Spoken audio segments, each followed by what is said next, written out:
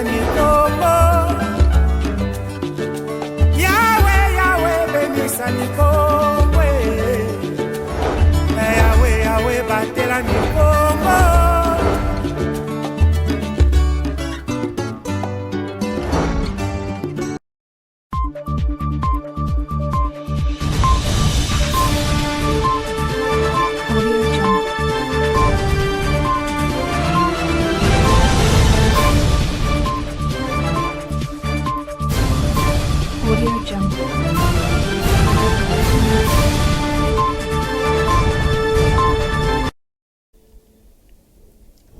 Très bon week-end à toutes et à tous, chers téléspectateurs de Ma Bannière Télévision, et merci de nous rejoindre dans ce nouveau journal. Cette édition partira de la ville portière de Boma où le commissaire général à l'entrepreneuriat, au sport et loisirs du Congo central, Dominique Nkodiambete, a présidé une importante réunion le vendredi 11 novembre 2022 avec le comité exécutif de l'entente urbaine de football de Boma, mais aussi les sociétaires ou encore les dirigeants des clubs engagés à cette compétition.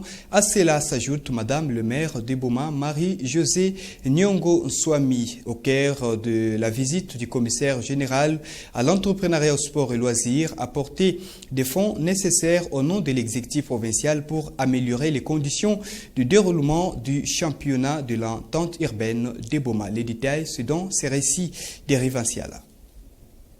C'était au tour de Boma de recevoir le commissaire général à l'entrepreneuriat, au sport et loisirs du Congo central, Dominique Nkodiambete, accueilli personnellement et chaleureusement par Madame le maire de Boma, Marie-Josée Nyongo Nswami. Le numéro 1 du sport en province est arrivé sur place pour apporter une part considérable de solutions aux problèmes qui posent un sérieux obstacle au bon déroulement de la pratique de football sur le terrain du stade Sokol de Boma. Après un court entretien entre les deux personnes au bureau de la première citoyenne de Boma, la rencontre avec les sociétaires de l'entente urbaine de football de Boma a eu lieu dans la salle de réunion de la mairie, lieu où le commissaire général Nkodiambete a fait parvenir la bonne nouvelle aux concernés comme demandé par le premier citoyen de la province, le gouverneur Guy Bandundungidi.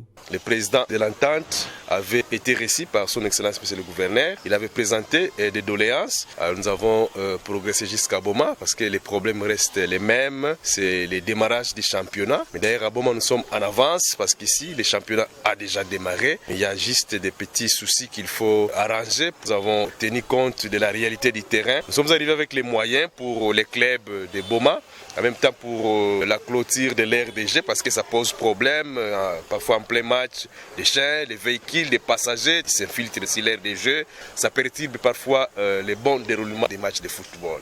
À quelques différences près avec les problèmes qui rongent le football à Matadi, Boma va palper un changement dans le bon sens pendant une bonne période dans le déroulement de son championnat local avant de voir le mythique Stade Sokol porter sa plus belle robe dans les années à venir.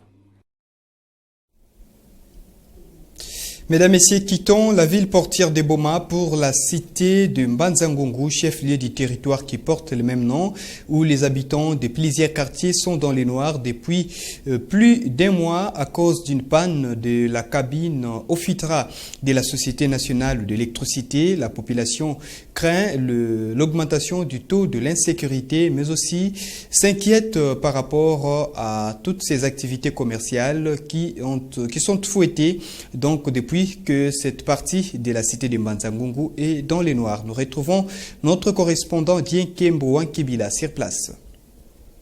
Le transformateur de 630 kVA de la cabine OFITRA a été endommagé depuis le 7 octobre 2022. Un mois après, des milliers d'abonnés de la SNEL Mbanzangungu, desservis par cette cabine, continuent de vivre dans le noir. Un véritable calvaire. Une situation inquiétante qui occasionne l'insécurité et le vol de câbles électriques. Les victimes alertent.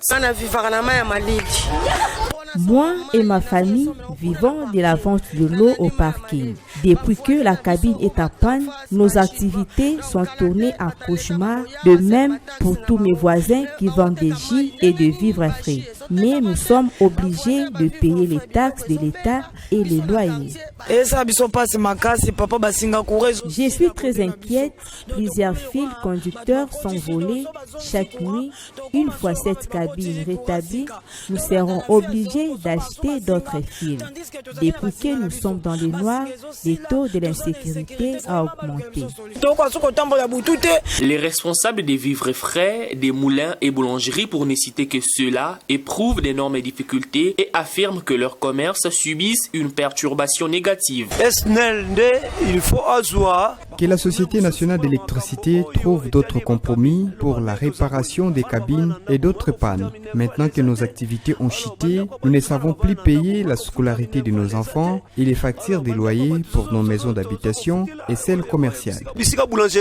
Signalons que le transformateur avarié est en pleine réparation à Matadi. Les responsables de la Société nationale d'électricité, SNEL Mbanzangungu, n'ont jamais précisé la fin de ces travaux de réparation. Plusieurs acteurs de la société civile locale contactés condamnent avec la dernière énergie les responsabilités de la SNEL. Pour rappel, bon nombre d'abonnés, près de 700, avaient organisé une marche pacifique le lundi 24 octobre dernier pour réclamer la réhabilitation de l'électricité dans cette cabine. Malgré cela, rien de concret n'a été fait. Depuis Mbanzangungu dans la province du Congo central, Nkembo Wankebila pour les comptes de Mabanière Télévision. Voilà, quittons la cité de Mbanzangungu avec cet élément de notre correspondant Nkembo Wankebila pour parler de la guerre à l'est de la République démocratique du Congo.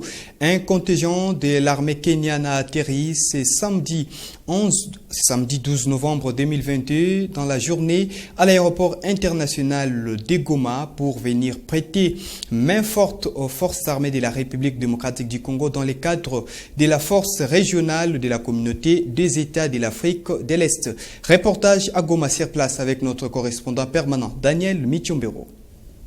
Des centaines de militaires kenyans ont atterri dans des avions de l'armée kenyane à l'aéroport international de Goma, en province du Nord Kivu, dans l'est du pays. Ce déploiement s'inscrit dans le cadre de la mutualisation des forces prônées par des chefs des États membres de l'EAC. L'armée congolaise soutient que cette force est venue dans une mission purement offensive. Le porte-parole du secteur opérationnel Sokola de Nord Kivu, le colonel Guillaume Njike Kaiko, affirme que les troupes kenyanes seront sous les ordres des FARDC. Ils sont ici, comme vous l'aviez suivi, dans la feuille de route, n'est-ce pas, du sommet des chefs d'État de Nairobi. Les instructions, mais aussi les concepts étaient très clairs. Ils sont ici pour qu'ensemble, avec les forces armées de la République démocratique du Congo, nous puissions mettre hors d'état de nuire les M23 et les différents groupes armés qui mettent l'insécurité dans notre zone de responsabilité.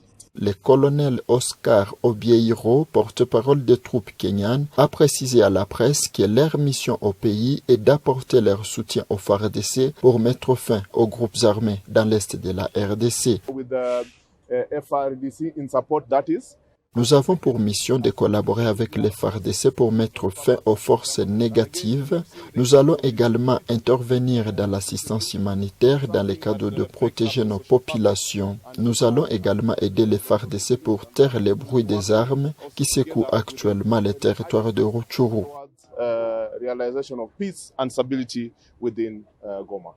En ce moment, les affrontements se poursuivent dans les territoires de Rutshuru. Des morts et des blessés, plusieurs destructions sont enregistrées dans les zones de combat.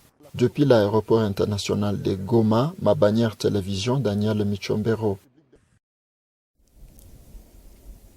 De la sécurité à l'éducation, mesdames, messieurs, nous parlons de la signature de cette nouvelle convention sur la gestion des établissements scolaires publics, dite école conventionnée de différentes confessions religieuses entre le gouvernement congolais et les chefs des églises en République démocratique du Congo pour porter des amendements à l'ancienne convention signée entre les deux parties en 1977. Nous suivons donc les détails dans cet élément signé Mamine Boudi.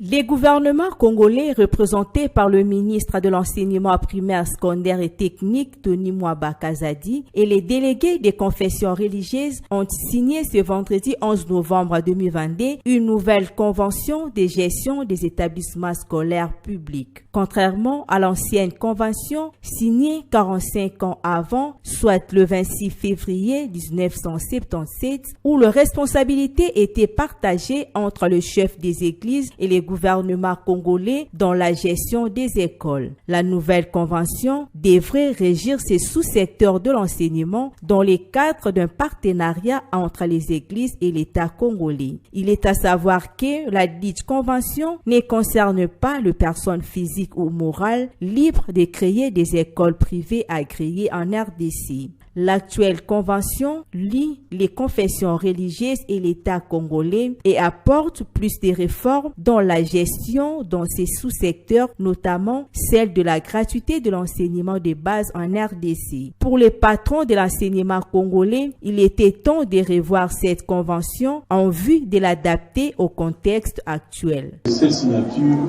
permettent effectivement un nouveau départ dans la façon de collaborer et dans la façon de gérer les établissements scolaires tels qu'établis par la présente convention.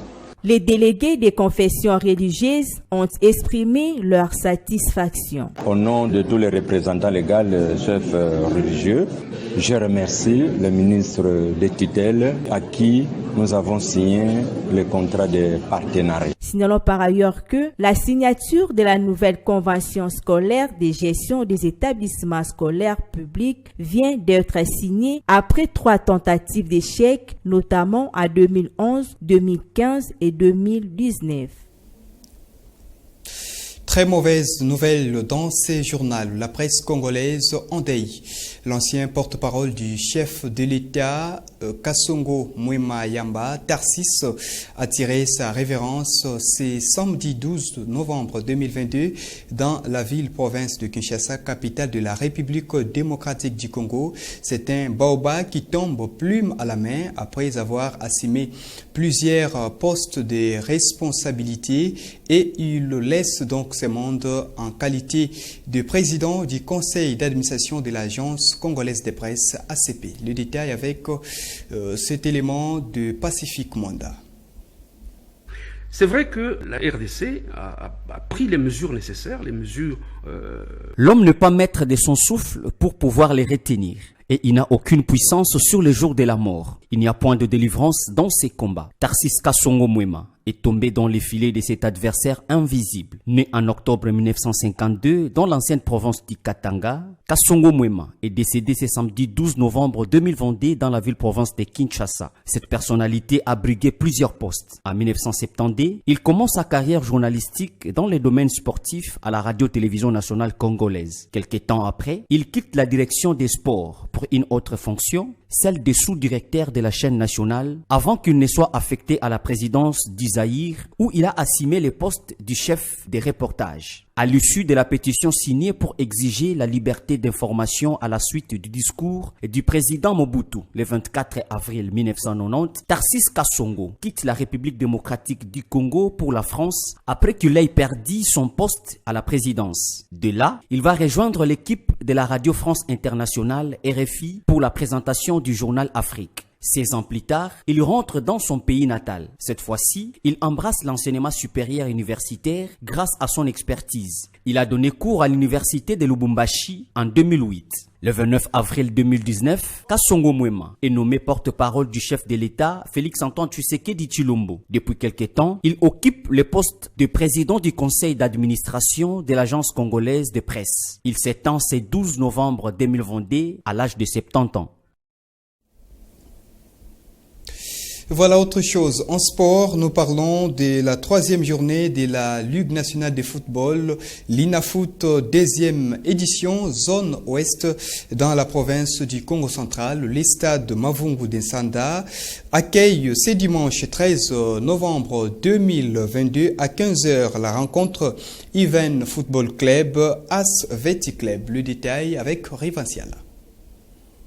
Après que le déformation se sont refait une santé dans la compétition dimanche 6 novembre dernier, elles s'affrontent une semaine plus tard. Avant le derby, Even Football Club et l'ASVT Club comptent 3 points pour l'une comme pour l'autre équipe, 0 de goal différence pour les verts et noirs, -1 pour les bleus et blancs, tout juste derrière. Situation qui n'influe en rien négativement la motivation dans le chef des membres de Even, comme relayé par le patron du staff technique à l'issue de la rencontre pour la deuxième journée face au Racing Club de Kinshasa remporté par 2-0.